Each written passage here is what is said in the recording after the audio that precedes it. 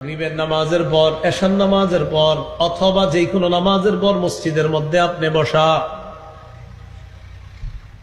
আশেপাশে তাকা দেখেন ইমাম, মুয়াজ্জিন, খতিব, মুসল্লি সবাই মসজিদ থেকে বের হয়ে গেছে, আর কেউ নাই। মসজিদের এক কোনায় বসে আছেন আপনি। আগামীতে শীতকাল, চাদর মুড়ি দিলেন আর বলতে লাগলেন ইয়া হাইয়্যু ইয়া কাইয়্যুম। অনেকবার বললেন, বলার পর বললেন ও চিরঞ্জীব রব আল্লাহ, ও চির প্রতিষ্ঠিত রব আল্লাহ।